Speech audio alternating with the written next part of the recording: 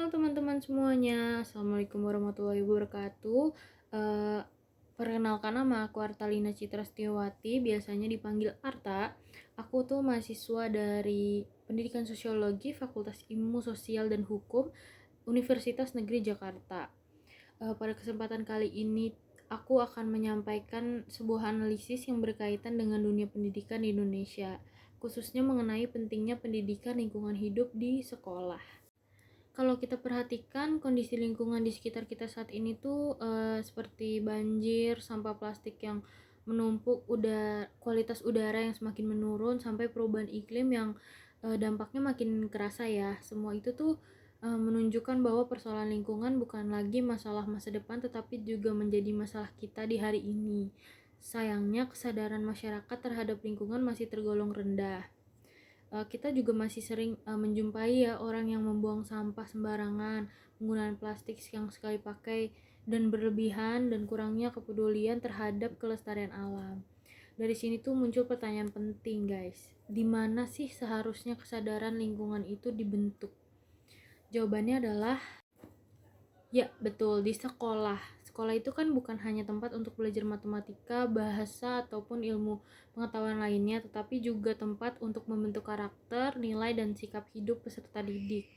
Oleh karena itu, pendidikan lingkungan hidup ini yang ada di sekolah menjadi penting untuk ditanamkan sejak dini. Sebelum membahas lebih jauh, kita perlu memahami terlebih dahulu apa sih yang dimaksud dengan pendidikan lingkungan hidup. Secara sederhana, pendidikan lingkungan hidup itu adalah proses pembelajaran yang bertujuan untuk meningkatkan pengetahuan, kesadaran, dan sikap dan perilaku peserta didik agar peduli terhadap lingkungan dan mampu berperan aktif dalam menjaga kelestariannya. Pendidikan lingkungan hidup itu nggak hanya mengajarkan teori tentang alam, tetapi juga menekankan pada nilai, etika, dan tindakan nyata dalam kehidupan sehari-hari, seperti membiasakan membuang sampah pada tempatnya, menghemat air dan listrik, serta menjaga kebersihan lingkungan sekolah. Dengan kata lain, pendidikan lingkungan hidup ini tuh berusaha membentuk manusia yang tidak hanya cerdas secara akademik, tetapi juga bertanggung jawab secara ekologis. Eh, Indonesia tuh kan dikenal sebagai negara dengan kekayaan alam yang sangat besar ya. Namun di sisi lain, Indonesia juga sering banget menghadapi berbagai persoalan lingkungan hidup yang serius gitu, seperti deforestasi, pencemaran sungai, sampah laut, dan krisis iklim yang menjadi tantangan nyata gitu yang kita hadapi sekarang ini. Ironisnya, banyak kerusakan lingkungan justru disebabkan oleh perilaku manusia itu sendiri, seperti kurangnya kesadaran dan pemahaman tentang dampak perbuatan terhadap lingkungan menjadi faktor utama. Di sini tuh peran pendidikan sangat dibutuhkan gitu. Jika sejak sekolah dasar hingga menengah peserta didik sudah dibekali pemahaman tentang pentingnya menjaga lingkungan, maka di masa depan diharapkan mereka dapat menjadi generasi yang lebih peduli dan bertanggung jawab. Sekolah tuh memiliki posisi yang strategis gitu dalam menanamkan nilai-nilai kepedulian lingkungan. Karena sekolah merupakan lembaga pendidikan formal yang terstruktur dan menjangkau hampir seluruh lapisan masyarakat.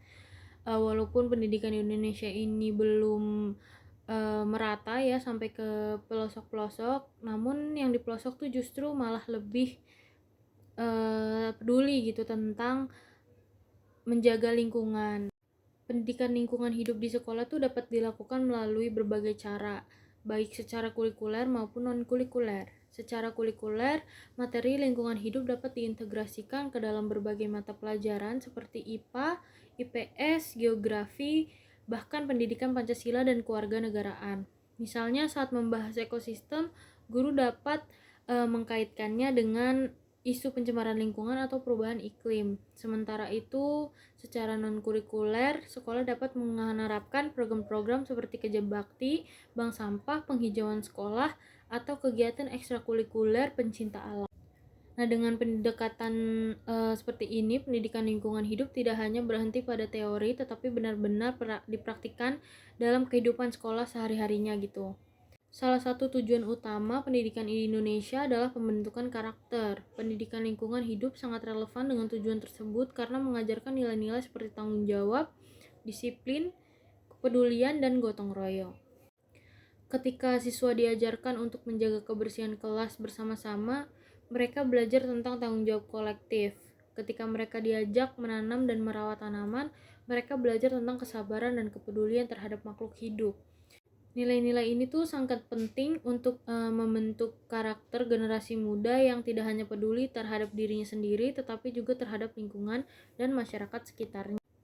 Pendidikan lingkungan hidup di sekolah memiliki banyak dampak positif bagi peserta didik maupun lingkungan itu sendiri. Pertama, itu ada meningkatkan kesadaran lingkungan sejak dini, di mana anak-anak yang terbiasa hidup bersih dan ramah lingkungan akan membawa kebiasaan tersebut hingga dewasa. Yang kedua, mendorong perubahan perilaku.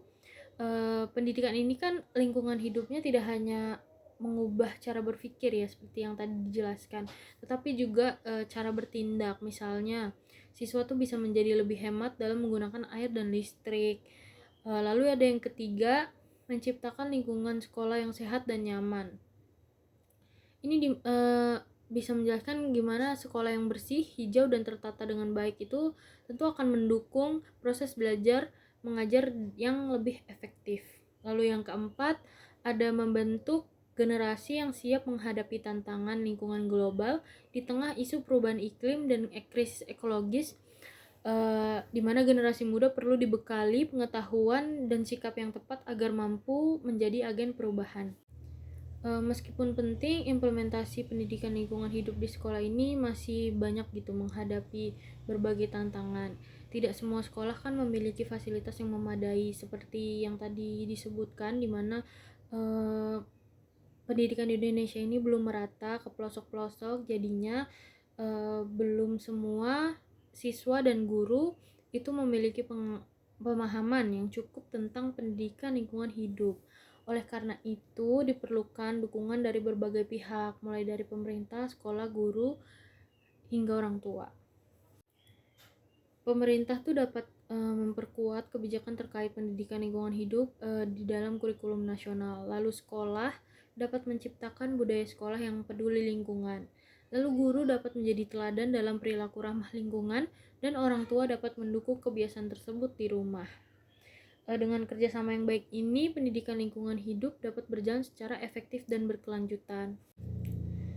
Pendidikan lingkungan hidup ini kan bukan hanya tentang menjaga kebersihan sekolah atau lingkungan di sekitar kita ya, tetapi juga tentang kehidupan lingkungan masa depan bangsa gitu. Lingkungan yang rusak akan berdampak langsung pada kualitas hidup masyarakat, ekonomi, dan kesehatan.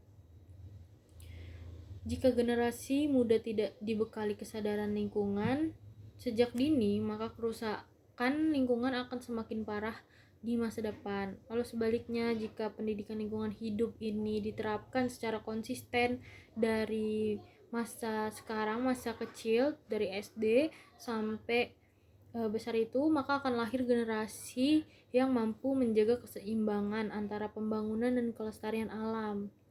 Dengan demikian, pendidikan lingkungan hidup merupakan investasi jangka panjang bagi berkelanjutan bangsa Indonesia. Itu saja sih yang bisa kita sampaikan.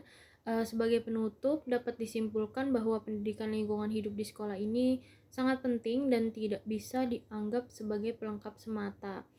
Pendidikan ini memiliki peran strategis dalam membentuk karakter, meningkatkan kesadaran lingkungan, serta mempersiapkan generasi muda menghadapi tantangan lingkungan di masa depan.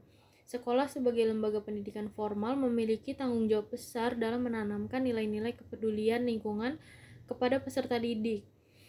Dengan pendidikan lingkungan hidup yang baik, diharapkan tuh peserta didik tidak hanya menjadi individu yang cerdas secara akademik, tetapi juga manusia yang peduli bertanggung jawab terhadap lingkungan.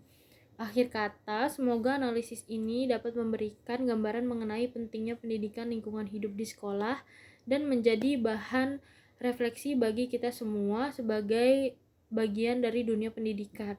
Terima kasih atas perhatiannya. Wassalamualaikum warahmatullahi wabarakatuh.